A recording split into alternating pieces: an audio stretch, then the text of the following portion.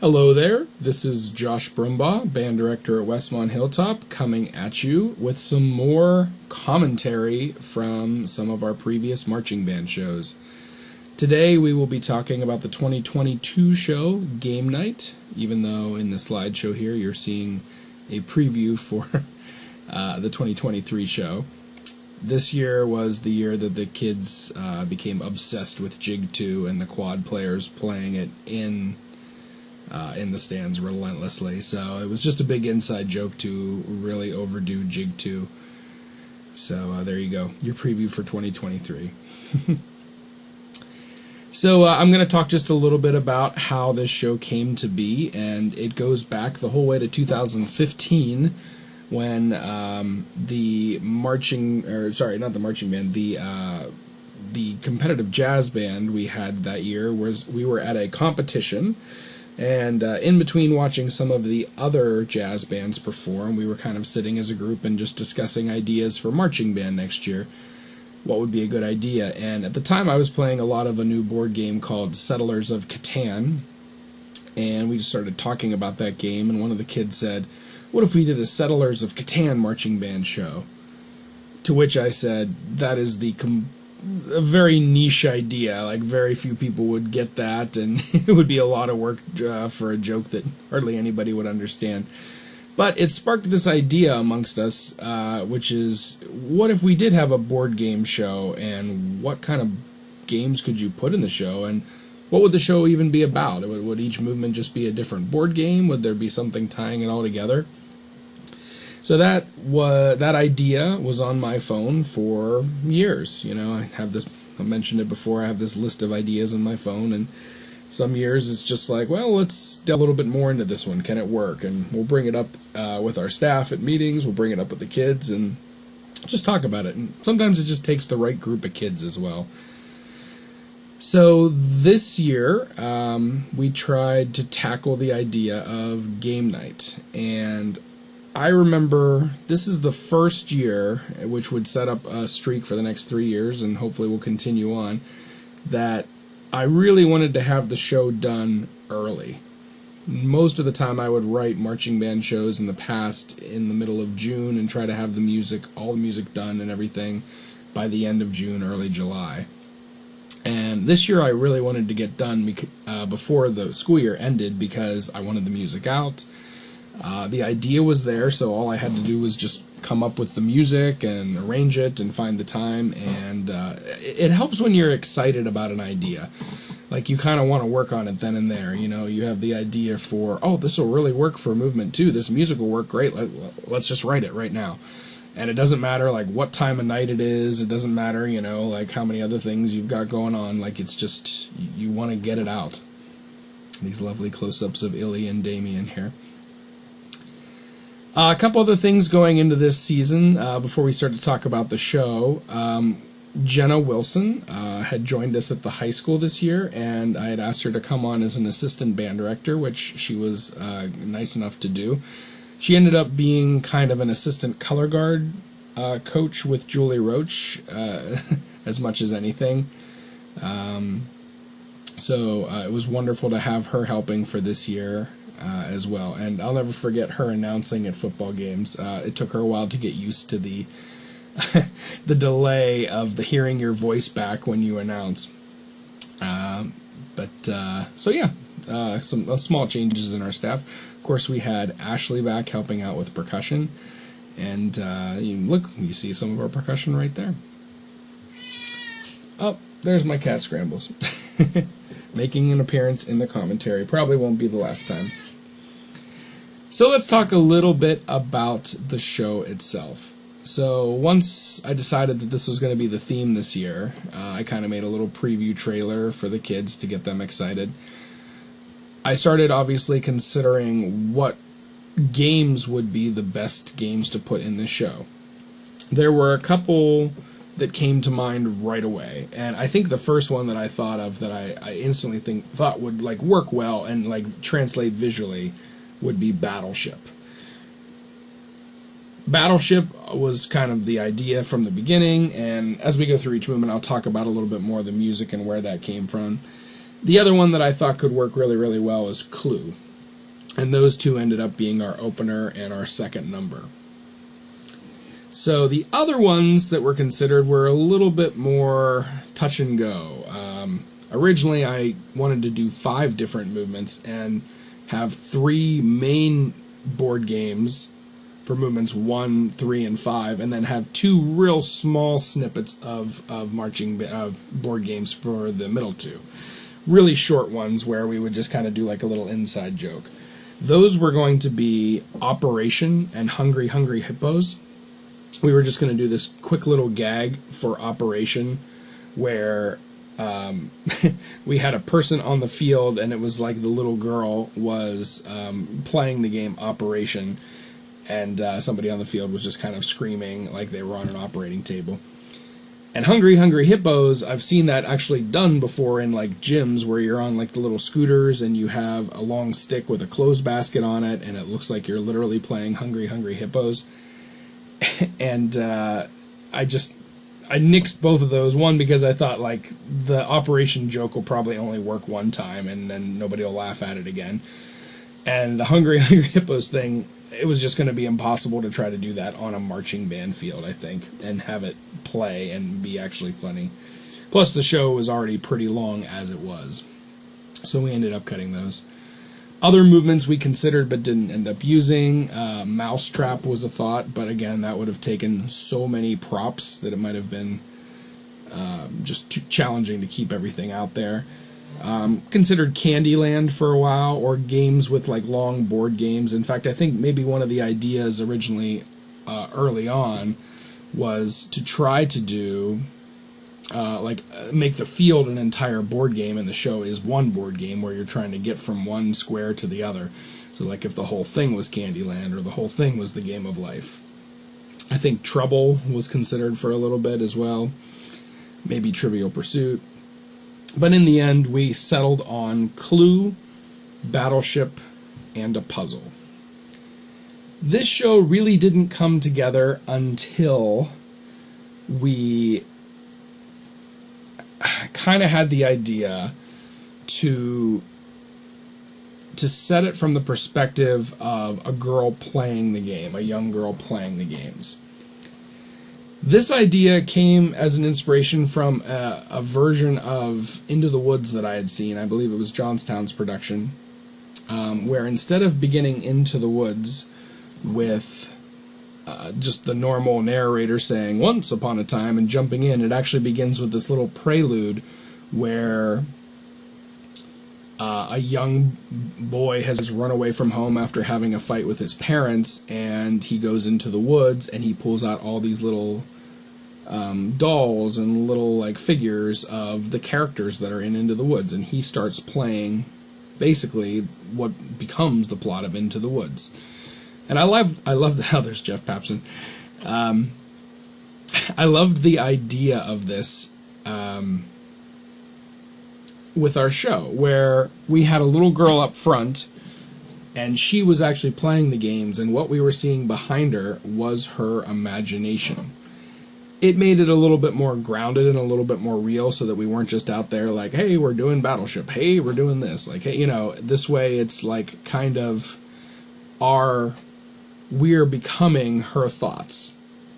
And originally the idea was going to be kind of similar to that Into the Woods idea, which is she was mad at her parents, she was upstairs locked away, and she was playing these board games, but in the end, a parent would come back up and she would play a board game together with them, and they would reconcile. That changed to a young girl who just wanted to go outside and play, but it was raining. So, once again, like every Josh Brumbaugh show, there was a kind of a bookended this is Sam getting smacked with a trombone, or with a flag on a trombone. Classic. Sorry, I keep getting distracted by the videos here. The idea then became a little bit easier with her wanting to go outside. She couldn't because it was raining, so she just kind of preoccupied herself. Like there's a nice picture right there of Lindsay up front with the board games and the band reacting in the background. I wanted, just like most Josh Brumbaugh shows, I wanted there to be a small theme holding everything together. a little fragment, a little motive, and that would end up becoming the music for the Land of Make-Believe. Just the little, which would keep coming back, played by Natalie Holland on trumpet throughout the show. Every time Lindsay would hear that, that would be a reminder that she wanted to go outside, or she was being beckoned to come outside, but she couldn't because it was raining.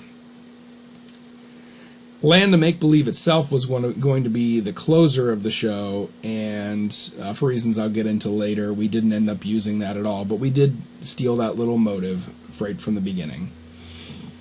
So let's talk about each movement here. Movement 1, Clue. We had the perfect amount of color guard members this year. I believe there was 5. And what we did is we took each of them and made them kind of a different character in Clue.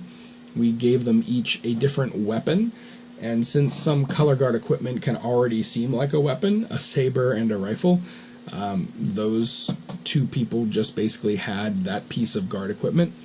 Other people had things like an axe or a candlestick or a rope, and those became their characters. So the show starts with a piece of music by John Williams, very underrated piece of music by him, called the Witches of Eastwick theme, or Witches Dance, I believe, which is what it's called. And I've loved this piece of music for a while. It's in a band arrangement called Chillers and Thrillers that I've always wanted to use or play for years. And we ended up making this because it sounded very mysterious and very Clue-like. The theme from the movie Clue was also considered for this opener. But in the end, I ended up going with this. It just has the DS array in it. It has a lot of fun little action, like bass drops in it, and just a really upbeat kind of a 6/8 tempo. I was worried the saxophones and the clarinets weren't going to be able to continuously play the ostinato.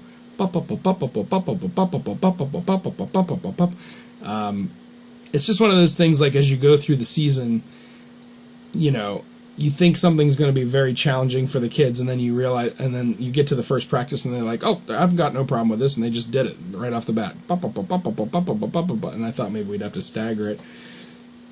So that was about half of the opener, and then we, as the different things happened, the different moments happened in the opener, we segued into another piece of music in 5/4 called Midnight Escape, a really cool piece by Larry Neek, I believe. So as that movement went on, different things happened, and they were all notated in the music. The final score to the opener for game night looked a lot like a movie script with music in it, because it had all this dialogue written in. Lindsay had to say a lot of dialogue within that time period of, what's the murder weapon? Okay, but what location was it in? Now, who was it? And she had to keep kind of figuring things out, and every time she said something, there was a musical cue for that happening. So movement 1 was a lot of timing things that took a while to get. I knew it was going to be the most challenging, so we made that the first opener. This is the start of having 2 shows in a row, Game Night and Zodiac, in which the movements are very episodic. Once you get out of the tone of Clue and you go right into Battleship, you realize everything is changing, prop-wise, music-wise, colors, everything.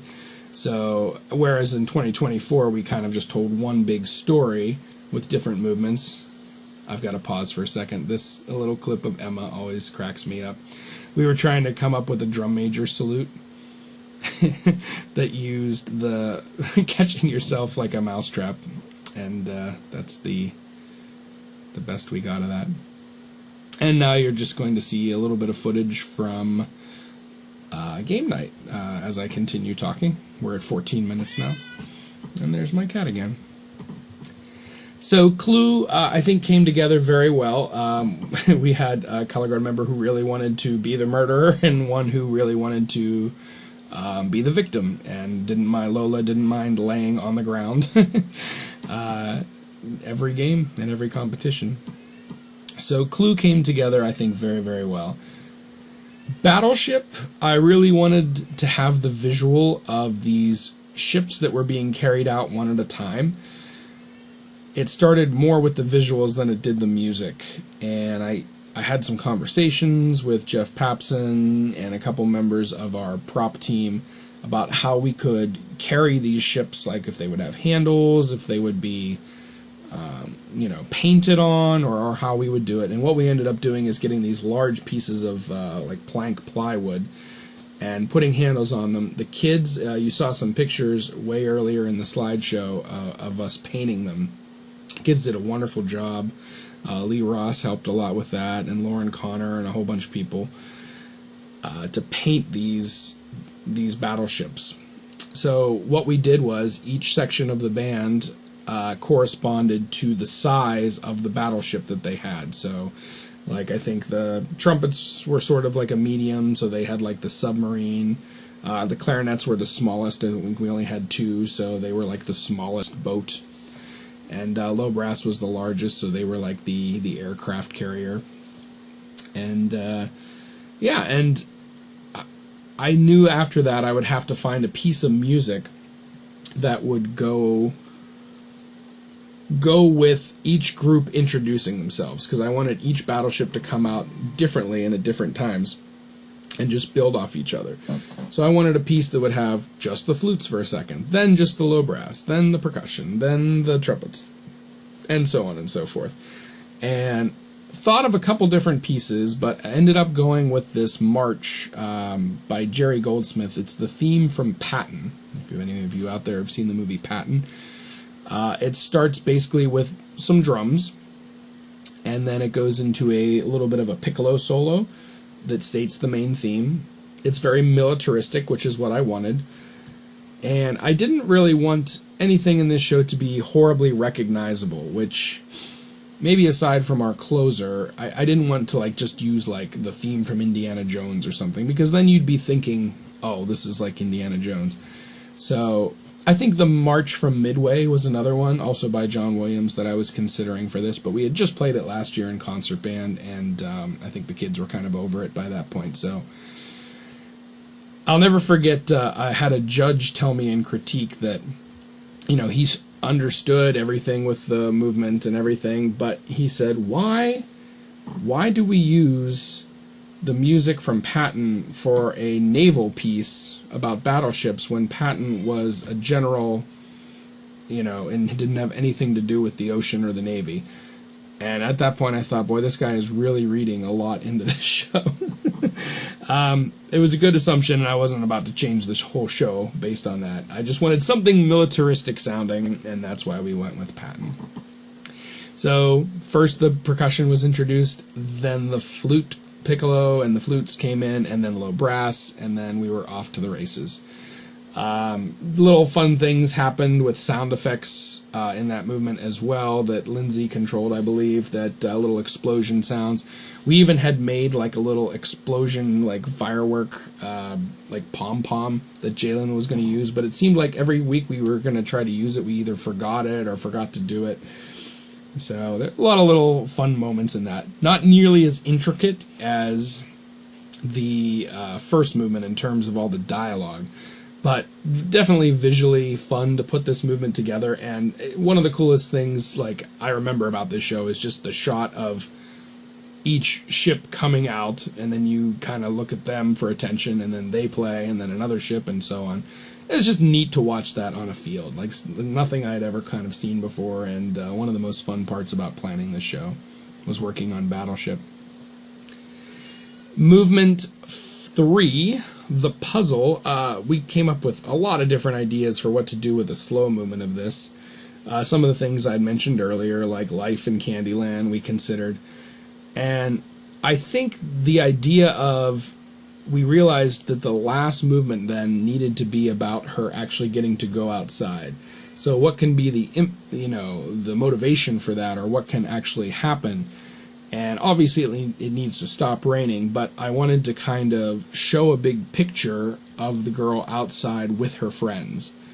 So what we ended up doing is taking this picture of the marching band with Lindsay right in front with her little stuffed animal that she used in the show, And as she's putting this puzzle together, we see that it's a picture of her outside with her friends, and now she can finally go outside once it's over.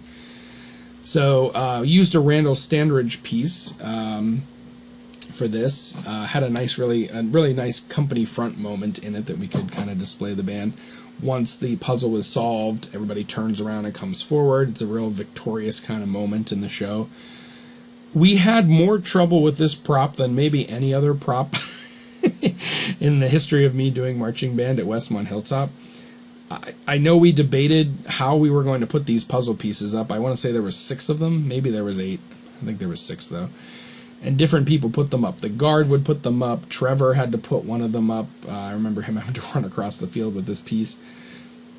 And we used everything from magnets to glue to hooks to Velcro. Like, it felt like every week we were trying something different, because the previous week it just barely worked, but it wasn't, solid enough for us to go, oh, this is going to work all season. So I just remember every week I was like in our small music room, like setting up this prop and like trying to figure out a different way to get these things to attach. I don't even remember in the end what we ended up going with. I think maybe Velcro was the final thing. But I can only remember one performance where it really kind of didn't work, and most of the time it did, so I was surprised at how often this prop worked. And had I had to do this again, I would have started this process way earlier of trying to figure out how to make these puzzle pieces fit. So at the end of the show here, we finally had Lindsay getting to go outside once the puzzle is there. And the last movement was just going to be really, really short. It was going to be this arrangement of Land of Make-Believe that I actually used in my very first show, Training Wheels, back in 2006. And the more I listened to this arrangement, as much as I loved it, it was done more like a ballad, and I wanted the show ending to be a little bit more celebratory. I wanted Lindsay to be very excited that she was going outside and that she'd be running around having a great time. So I ended up changing it to Brand New Day, which is a song from the musical The Wiz. So I just did kind of my own arrangement of that and layered in some themes from the other movements. So there's little clips of Clue, there's little clips of Patton and things in there as we come to a company front, and Lindsay runs back inside.